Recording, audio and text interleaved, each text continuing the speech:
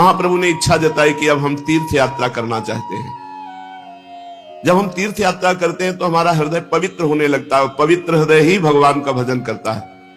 पवित्रता जब अंदर प्रवेश करेगी तो आपके अंदर खुद दोषों के त्याग की बात आ जाएगी। एक भगत जी रोज पेपर पढ़ते हैं और जब वृंदावन आए खुद उन्होंने कह दिया कि मुझे अब पेपर नहीं पढ़ना। जीवन भर हो गया नियम पूर्वक पढ़ते हुए, बोले अब मुझे नहीं पढ़ना। जब वृंदावन आया हूं तो मुझे भगवान का भजन करना है, भगवान की बातें पढ़। क्या हुआ? इतनी बड़ी आसक्ति पेपर की होती है कि लोग सुबह से इंतजार करते हैं जैसे भगवान के दर्शन का इंतजार। ऐसे वो इंतजार करते, पेपर आया बस पूरा उस संसार में क्या हो रहा है मोटी हेडिंग में तो एक बार पूरा पढ़ जाए, और वो पूरा जीवन पढ़ते रहे। छोटी छोटी बातों को अपने लोग देखते हैं, धाम का प्रभाव क्यों उनका नहीं। ये सब क्या है? ये भगवान की कृपा है। ये भगवान की कृपा से जब हम धाम में आए तो धाम पवित्रता इतनी प्रदान करता है कि धीरे धीरे सारे दोष, दुर्गुण, ममता ये सब नष्ट होती चली जाती है और जीव अनंत जन्मों से बिछड़ा हुआ भगवान को प्राप्त कर लेता है। आश्विन शुक्ला दशमी का दिवस है। आज ही के दिन भगवान श्री रामचंद्र जी ने लंका पर विजय प्राप्त करने के लिए चढ़ाई की थी। घर घर आनंद मनाया जा रहा है। आज के ही दिन वर्षा काल की परिसमाप्ति समझी जाती है। व्यापारी आज के ही दिन वाणिज्य के निमित्त विदेशों की यात्रा करते हैं। राजागण आज के ही दिन दूसरे देशों को दिग्विजय करने के निमित्त अपनी अपनी सेनाओं को सजाकर राज्य सीमा से बाहर होते हैं। 4 महीने एक ही स्थान पर रहने वाले परिव्राजक सन्यासी जन आज के ही दिन फिर से भ्रमण करना आरंभ कर देते हैं। तीर्थ यात्रा करने वाले भी आज के ही दिन यात्रा के लिए प्रस्थान करते हैं। अब की नवद्वीप में बहुत से यात्रा गया धाम की करने जा रहे थे, तो गौरांग महाप्रभु के मौसा पंडित चंद्रशेखर भी गया धाम को जाना चाहते थे। उन्होंने अपनी इच्छा निमाई को जताई। सुनते ही निमाई बड़ी प्रसन्नता प्रकट की और सची माता की आज्ञा लेकर चैतन्य महाप्रभु भी अपने स्नेही छात्रों के साथ गया जी की यात्रा का निश्चय किया। सब सामान जुटाकर अन्य लोगों को साथ लेकर ये गया धाम के लिए चल पड़े। इस प्रकार ये अपने सभी साथियों के साथ आनंद मनाते और प्रेम में श्री कृष्ण कीर्तन करते हुए मंदार नामक स्थान पर पहुंचे। इन स्थान में पहुंचकर इन्हें बड़े जोर से बुखार आ गया। इनके साथी इनकी ऐसी दशा देखकर बहुत अधिक चिंतित हुए। भांति भांति के उपचार करने लगे, किंतु इन्हें किसी प्रकार भी लाभ नहीं हुआ। अंत में इन्होंने अपनी औषधि अपने आप ही बताई। इन्होंने कहा मेरी व्याधि इन प्राकृतिक औषधियों से नहीं जाएगी। यह रोग तो असाध्य है, एकमात्र इसकी औषधि है भगवान की कृपा। भगवान की प्रसन्नता से ही यह रोग जाएगा। यदि भजन करने वाले वैष्णवों की पूजा की जाए तो भगवान की कृपा प्राप्त हो जाती है। जो ब्रह्म ऋषि जन है, जो वैष्णव जन है, यदि इनकी चरण सेवा हो तो भगवान प्रसन्न हो जाते हो। भगवान प्रसन्न हो जाए तो सब रोग दोष मिट जाते हैं। भगवान ने स्वयं कहा है कि अग्नि और ब्राह्मण ये मेरे 2 मुख हैं। नाहम तथाग्नि यजमान वीर विताने अच्युतो घृतप लुत मदन दुतभुंक्त मुखेन। अग्नि में खूब आहुति देने से मैं उतना प्रसन्न नहीं होता जितना बढ़िया खीर और घी टपटपाता हुआ हलवा ब्रह्म ऋषि और वैष्णव जन को पवाया जाए तो मैं जितना प्रसन्न होता हूं उतना अग्नि में आहुति देने से नहीं प्रसन्न होता। तो चैतन्य महाप्रभु ने कहा कि अगर यहाँ के वैष्णव और ब्राह्मणों की पूजा की जाए, उनकी चरण रज हमारे शरीर पर लगाई जाए तो हमारा रोग दूर हो जाए। महापुरुष वही आचरण करवाते हैं जिनसे जगत का मंगल होता है। एक विद्यार्थी ने प्रश्न किया, गुरुजी जो ब्राह्मण नहीं है, केवल ब्रह्म बंधु है, अर्थात केवल ब्राह्मण कुल में जन्मा है और ब्राह्मणों के आचरण नहीं करता, संध्या गायत्री शास्त्र से क्योंकि मर्यादा के अनुसार वो ब्राह्मणत्व नहीं धारण करता, तो क्या उनका भी इतना ही आदर है जितना आप कहते हैं कि वैष्णव और ब्राह्मणों की चरण रज मिल जाए तो हमारा शरीर निरोग हो जाए? हम तो समझते हैं जो ब्राह्मण कुल में जन्मे हैं और ब्राह्मणों का आचरण नहीं करते तो वो काठ के हाथी हैं, उनमें ब्राह्मणत्व ही नहीं है। जैसे काठ के हाथी से हाथी पने का कोई काम नहीं चलने का, उसी प्रकार जो धर्म कर्महीन ब्राह्मण है वो नाम मात्र का ब्राह्मण है, वो आदर का पात्र नहीं हो सकता।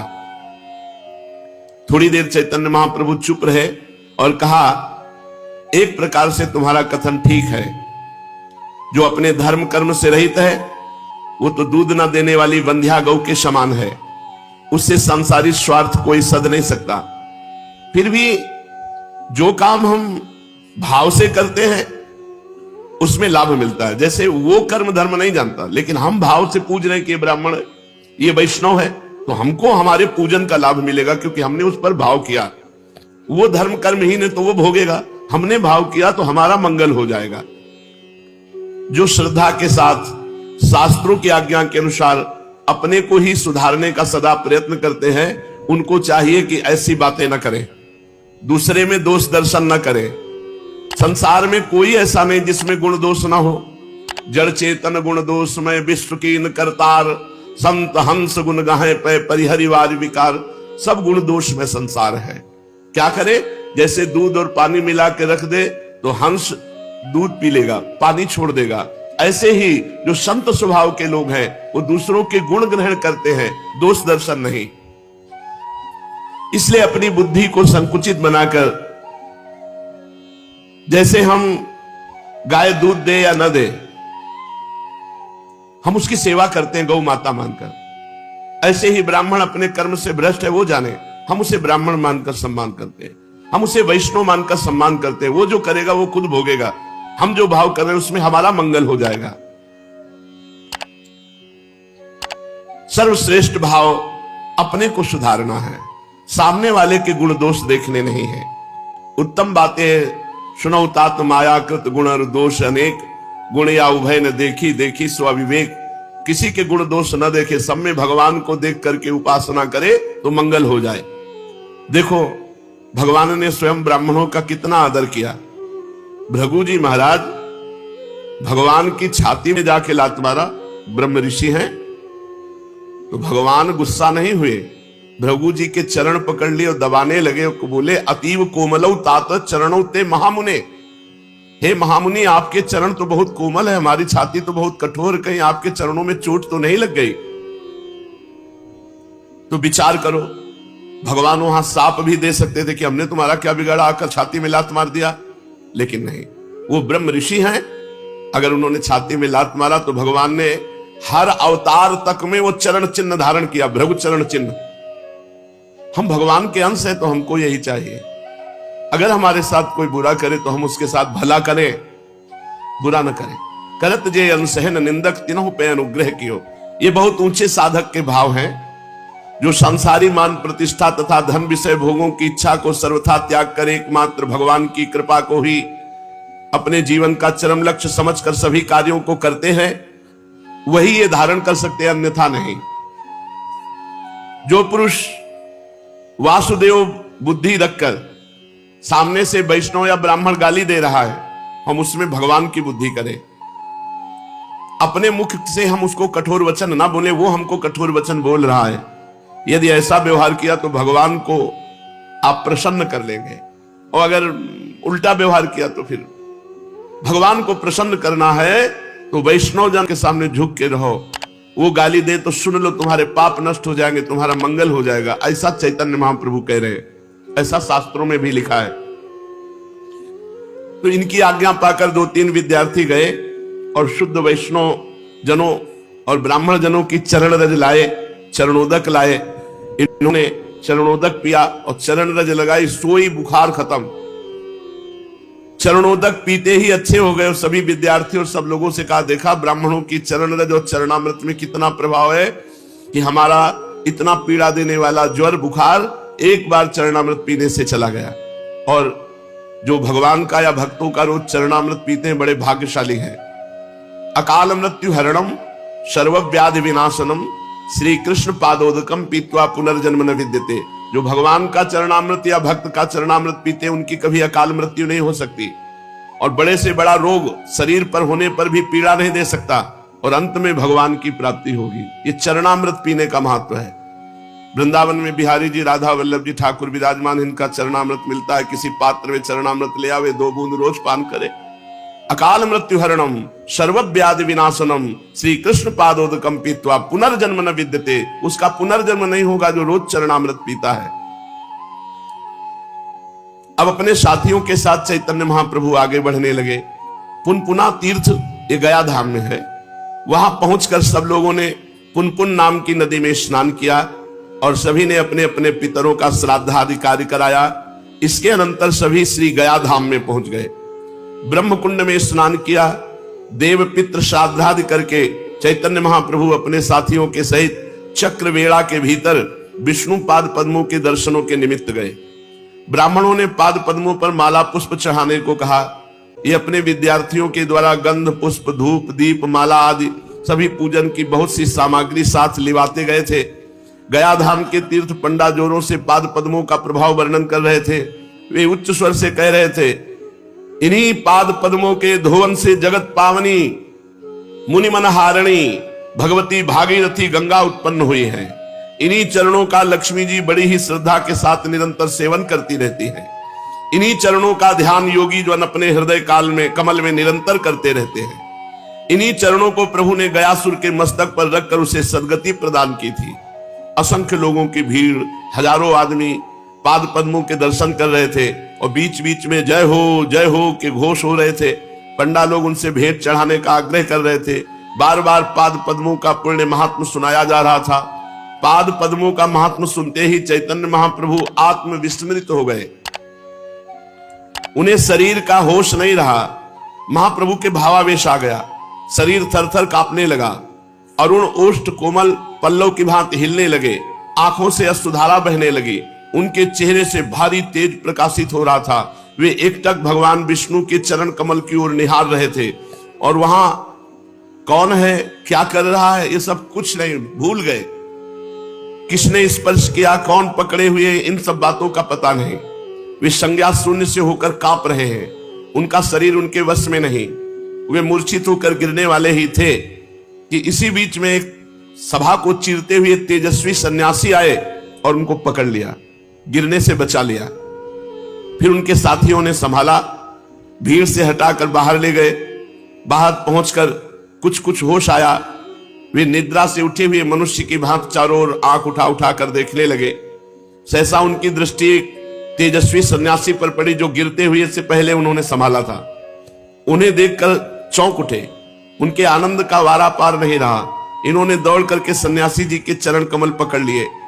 अपनी आंखों से अश्रु विमोचन करते हुए सन्यासी ने इन्हें उठाकर गले से लगा लिया। इनके स्पर्श मात्र से सन्यासी महाशय बेहोश हो गए। दोनों ही शरीर सुधि से परे महापुरुष, दोनों को ही शरीर का होश नहीं। दोनों ही प्रेम में विभोर होकर अश्रु विमोचन कर रहे थे। यात्री इन दोनों के ऐसे अलौकिक प्रेम को देखकर आनंद सागर में गोते खाने लगे। बहुत से लोग एकत्रित हो गए। चारों ओर से लोगों की भीड़ लग गई। कुछ काल में सन्यासी जी को कुछ कुछ चेतना हुई।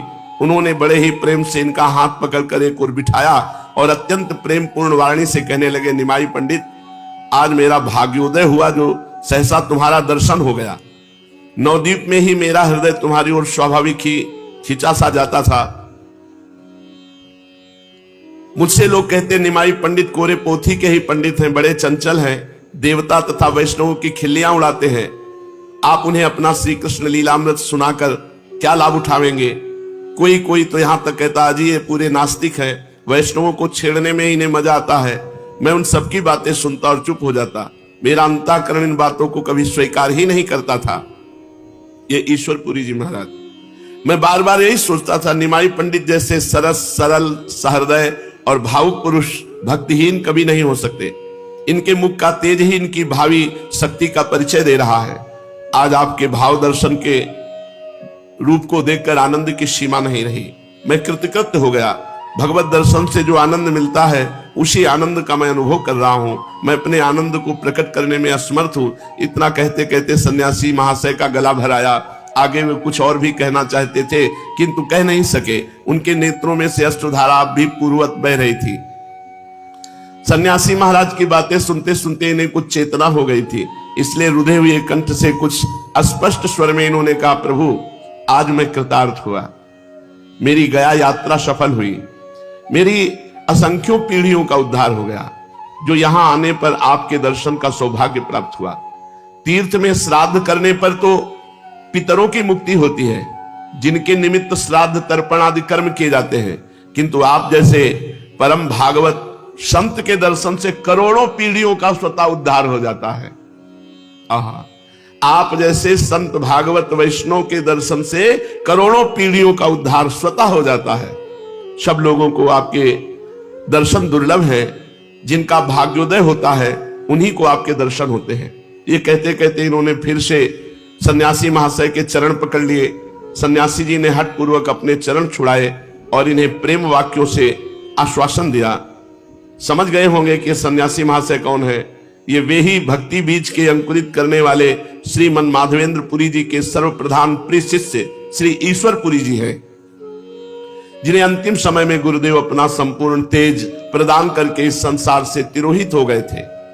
नवद्वीप के प्रथम मिलन में ही ये निमाई पंडित के अलौकिक तेज और अद्वितीय रूप लावण्य पर मुग्ध होकर इन्हें एकटक देखते रह गए थे। इन्हें इस प्रकार भली भांति देखते रहने का सुअवसर प्राप्त हो सकेगा, इसलिए निमाई पंडित ने हंसकर कहा, आज हमारे घर ही भिक्षा कीजिएगा और दिन भर देखते रहिएगा। उनकी प्रार्थना पर ये सन्यासी जी उनके घर भिक्षा करने गए थे और कुछ काल तक अपने स्वसंपादित ग्रंथ श्री कृष्ण लीलामृत को भी उन्हें सुनाते रहे। तभी से पूरी महाशय के हृदय पटल पर इनकी प्रेममयी मनोहर मूर्ति खिंच गई थी। आज सहसा भेंट हो जाने पर दोनों ही आनंद में डूब गए और आनंद के उद्योग में उपर्युक्त बातें हुई। पूरी महाशय की आज्ञा लेकर निमाई पंडित अपने स्थान के लिए विदा हुए। जहां रुके हुए थे वहां पहुंचकर इन्होंने साथियों को संग लेकर गया के सभी मुख्य मुख्य तीर्थों के दर्शन किए और वहां जाकर यथाविधि शास्त्रीय रीति के अनुसार श्राद्ध और पिंडदान आदि करके पितृ कर्म किए। अंत में भगवती फल्गु नदी में जाकर इन्होंने पितरों के लिए बालुका के पिंड दिए। फल्गु का प्रवाह गुप्त है, उसका जल नीचे ही नीचे बहता है, ऊपर से बालू ढकी रहती है। बालू को हटाकर जल निकाला जाता है और यात्री उससे स्नान संध्या आदि कृत्य करते हैं। प्रेत गया, राम गया, युधिष्ठिर गया, भीम गया, शिव गया आदि 16 गया में निमाई पंडित ने अपने साथियों के साथ जा जाकर पितरों के पिंड और श्राद्धादि कर्म किए। सब स्थानों में दर्शन तथा श्राद्ध करके ये अपने ठहरने के स्थान पर लौट आए। संसार में उन्हीं मनुष्यों का जीवन धारण करना सार्थक कहा जाता है जिनके हृदय पटल पर हर समय मुरली मनोहर मुकुंद की मंजुल मूर्ति नृत्य करती रहती हो, जिनके कान भगवान के मनोहर मुरली का भगवान की लीला कथा को श्रवण करते रहते हो, उनके कान धन्य हैं। जिनके नेत्र भगवान का दर्शन संत दर्शन करते हैं, उनके नेत्र धन्य हैं। जो मन भगवान के भयहारी चरणारविंद का निरंतर मधुराति मधुर मकरंद पान करता रहता, वो मन धन्य है। और जो तन भगवान की सेवा में, भगवान के धाम में, भगवान के लिए है, वो तन धन्य है। संपूर्ण संसार को अपनी पदरज से वो पावन बना देता है जो हर समय भगवान का भजन करता रहता है, जो हर समय भगवान का नाम जप करता है। उसकी वाणी में सामर्थ्य होती है, जो बोल दे तो जीवों का कल्याण हो जाए, वो देख ले तो जीवों का कल्याण हो जाए। सतरति सतरति सा लोकान तारयति, वो स्वयं तर जाता है, स्वयं तर जाता है, लोकों को तार देता है। निमाई पंडित की हृदय कंदरा में से जो त्रैलोक के पावन प्रेम से स्रोत उमड़ने वाला था, जिसका सूत्रपात चिरकाल से हो रहा था, अद्वैताचार्य आदि भक्तगण जिसकी लालसा लगाए वर्षों से प्रतीक्षा कर रहे थे, उस स्रोत का पृथ्वी पर परिस्फुट होने का सुहावना समय अब सन्निकट आ पहुंचा। जगत विख्यात गया धाम को ही उसके प्रकट करने का अखंड यश प्राप्त हो सका। यही पावन पृथ्वी इसका कारण बन सकी। आहा वसुंधरा पुण्यवती च तेनो, सचमुच वो वसुंधरा बड़ी भाग्नी है जिसके संसर्ग में किसी महापुरुष की लोक विख्यात घटना के साथ हो सके। वही संसार में पावन तीर्थ के नाम से विख्यात हो जाता है।